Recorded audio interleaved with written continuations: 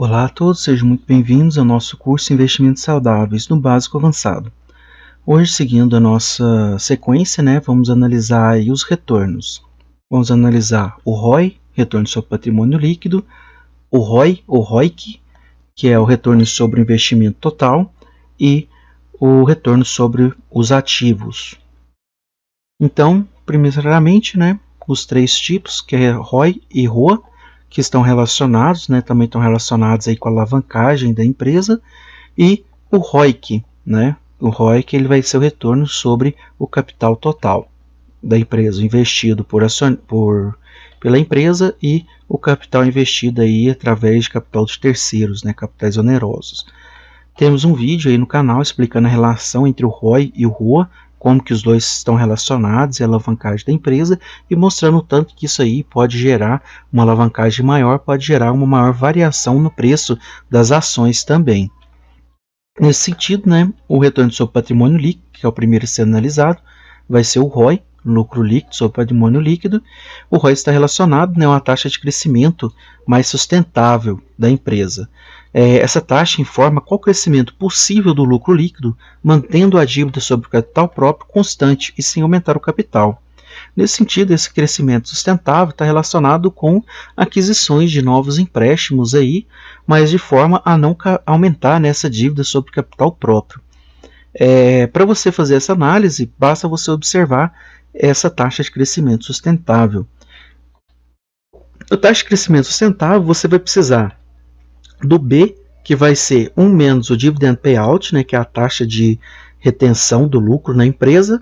Ou seja, com esse lucro retido, você vai fazer essa média, multiplicando aí pelo ROI, e você vai saber o quanto que a empresa consegue crescer utilizando aí no máximo investimentos que não alterem a sua dívida sobre o capital próprio. Isso aí é muito bacana, porque se a empresa passar o crescimento sustentável dela durante vários períodos, isso significa que muito possivelmente ela vai, no momento, precisar de abrir mais capital em bolsa, porque ela está crescendo a uma porcentagem maior do que a possibilitada pela estrutura do capital dela. Daí, então, por isso que normalmente as empresas vão vir a necessidade de mais investimento, dado que o crescimento dela está grande. Isso é muito visto em startups que passam por várias rodadas de investimento, por causa que o crescimento normalmente dessas empresas pode estar passando o crescimento sustentável dela vários anos seguidos. O ROA, está relacionada à quantidade que a empresa consegue gerar de lucro através daquela quantidade de ativo. Isso aí é muito interessante, porque quanto maior o ROA, mostra uma maior efetividade do retorno dos ativos. Se você pegar aqui e colocar as receitas, você entra naquela rotatividade de ativos. Então é interessante, porque o ROA está relacionado com isso também. Só que você considera já o lucro líquido, então é o resultado final da empresa. E a rotatividade de ativos, que a gente trabalhou anteriormente, ele trabalha com a receita total da empresa, a receita líquida da empresa. Então, nesse sentido, a gente consegue ver que quanto maior esse ativo, lucro líquido sobre ativos totais, melhor para a empresa, ela consegue gerar mais receita através dos seus ativos. E quanto mais distante o ROI do ROA, nós temos que a empresa está mais alavancada. Nesse sentido, o ROA também está relacionado a uma taxa de crescimento interna da empresa. Essa taxa informa qual o crescimento possível do lucro líquido somente com o capital próprio, sem necessidade de aportes financeiros ou empréstimos com financiadoras. Nesse sentido, a taxa de crescimento interno é ROA sobre o B, que vai ser a nossa taxa de retenção. Se você observar que essa taxa de crescimento for maior dentro das empresas, é interessante que ela propiciaria um maior crescimento só com o dinheiro dela. Então, empresas que têm essa taxa aí maior, por exemplo, você tem no mesmo ramo estruturas de capital bem semelhantes, mas uma empresa está com uma taxa de crescimento interno maior do que a outra, significa que ela tem mais chances de crescer o lucro líquido dela no próximo ano do que a empresa anterior. Daí você também tem que analisar a consistência daquele lucro dela. Será que o lucro líquido dela está oscilando muito? Tem jeito de você avaliar isso aí com certeza dentro da empresa? Porque tem empresas que um ano ela dá 100 de lucro, no outro ela dá negativo, no outro ela dá 20, no outro ela dá 100 de novo, daí então oscila muito. Daí você não teria como fazer uma análise mais assertiva sobre essa taxa de crescimento interno. Daí você também tem que uma empresa que oscila tanto o lucro, ela já traz uma certa um certo risco aí, né? Tem alguma coisa na parte financeira dela que muito possivelmente não está levando ela a agregar tanto valor. Mas daí você tem que observar as características da empresa com mais detalhe. O B aqui vai ser a mesma coisa anterior, que vai ser a taxa de retenção, que nós vimos nos vídeos anteriores, que vai ser 1 menos o dividend payout. A identidade do POM.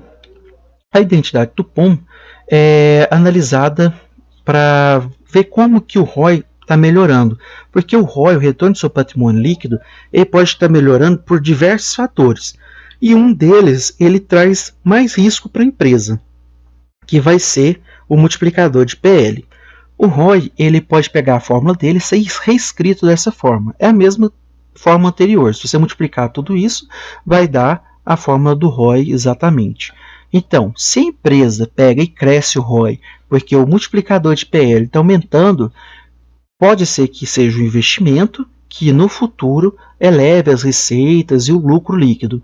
E isso daí depois vai ser reduzido, mas você vai ter uma equivalência futura aí das receitas. Só que se você observar que isso daqui começa a aumentar muito, o ROI vai distanciar muito do ROA. Igual eu falei que temos um vídeo aqui explicando isso no canal. E se isso aqui aumentar muito, vai acabar trazendo um maior risco para a empresa. Porque, por exemplo, se tiver um problema na economia que não favoreça aquele segmento, ela vai estar alavancada tanto para baixo quanto para cima. Então tem que tomar cuidado aí com esse tipo de empresa na hora que você for se expor. Porque expondo demais nesses setores, você pode acabar tendo uma carteira com uma alta volatilidade. Isso daí também está associado com o beta da empresa, né? Um beta mais agressivo quando você tem uma empresa mais alavancada, ou seja, multiplicador de PL muito maior. Nesse sentido, você tem que o ROI pode aumentar de que maneira?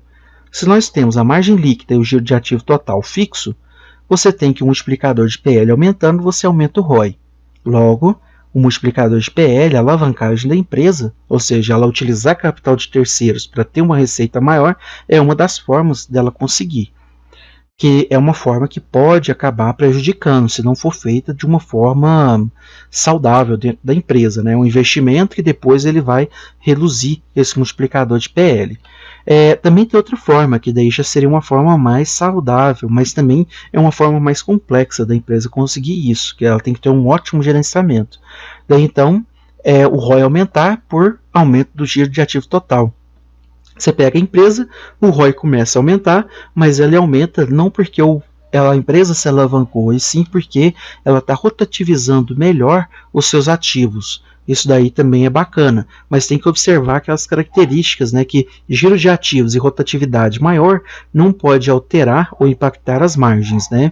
E você também tem a margem líquida, que a margem líquida ela estando aumentando, você, nesse último caso, também é uma característica muito boa. Normalmente, se a margem líquida aumenta muito, pode acontecer do giro de ativo total reduzir, e se o multiplicador de PL aumenta muito, não indica que esses dois aumentem, né, necessariamente. Nem aumenta agora e nem no futuro. Então a gente tem que tomar cuidado com isso daí, para saber identificar dentro da empresa quais que são as características que estão levando o ROI a aumentar. O ROIC, né, que é o retorno sobre o capital investido total. Daí a gente vai pegar, tem várias formas de calcular isso aqui. Tem gente que subtrai o dividendo, tem gente que na parte de cima, em vez de ser 1 menos a taxa de imposto, tem gente que subtrai o caixa na parte de baixo, porque fala que as dívidas tem que descontar o caixa. Esse daqui eu peguei do livro que a gente está abordando, né? Tem várias formas e elas vão dar mais ou menos a mesma coisa, assim, de relação. O ROIC, né, vai ser o EBIT vezes a taxa descontada, né, do imposto de renda, do imposto, e aqui dividido pelas dívidas onerosas mais o PL, que vai ser o capital investido. O ROIC, né, é um índice mais importante porque ele diferencia aí dos cálculos do ROI, porque ele considera essa dívida total aqui, então ele tira um pouco da alavancagem da empresa. O ROI, o ROI, que é o retorno do seu patrimônio líquido, ele considera só o patrimônio líquido. Então ele considera a alavancagem também por dívidas com capital de terceiro aí, capital oneroso. Então, nesse sentido, é interessante você estar observando o ROIC, porque ele vai trazer um retorno menos alavancado do que o ROI. Esse ROIC, né, ou alguns lugares falam ROI só, ele tem, para ser considerado que a empresa está elevando e criando valor, ele tem que ser maior do que o custo médio de capital próprio, que é o WACC. É uma metodologia de precificar o custo médio de capital de uma empresa. Se o ROIC for maior do que esse WACC, você consegue verificar que a empresa está gerando valor. Compensa ela reinvestir nela porque ela está gerando mais valor do que o custo dela de capital. E daí então, essa é a análise bacana para ser feito, né? O ROIC maior do que o WACC é empresa que gera valor, e ROIC menor que o WACC, a empresa está perdendo valor. E temos duas medidas extras ainda, né, que na nossa tabela vai estar junto lá com as partes de solvência de curto prazo, né, de liquidez de curto prazo. Vai ser o grau de mobilização do ativo, que vai estar relacionado com o quanto que a empresa tem dificuldade de gerar capital, ou seja, money, din-din, e o grau de mobilização do patrimônio líquido, que também é a mesma coisa. Observem bem que você pega os ativos fixos, né? Os ativos fixos vai ser quem? Vai ser imobilizado, vai ser investimentos lá dos ativos não circulantes e ativo intangível. Você pega os três e soma aquela quantidade e divide pelos ativos totais. E depois você pega e divide pelo PL. Observem bem que o PL é todo o dinheiro que a empresa tem se ela liquidasse hoje. Vamos imaginar que essa conta aqui desse 1. Significa que o ativo fixo é o mesmo tamanho do PL. Ou seja, o ativo fixo é 100% do PL. Então, se o ativo fixo é 100% do PL, significa que se a gente liquidasse a empresa hoje, a gente não sobraria nenhum dinheiro. Nós só sobraríamos estrutura física.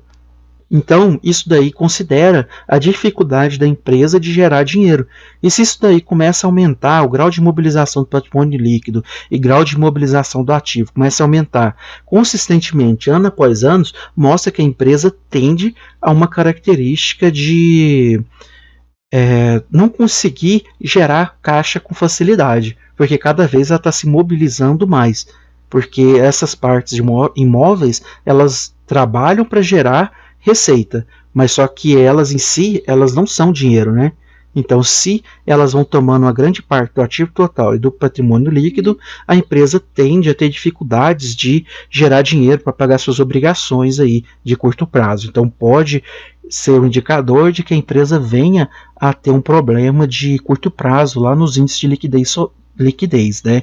Se esse daqui passar o problema de grau de mobilização para os de liquidez, daí já é um caso mais crítico, né? Que a empresa já começa a perder o caixa dela ali, as receitas que ela poderia estar investindo em outras partes da empresa, porque ela tem dificuldade com imobilização.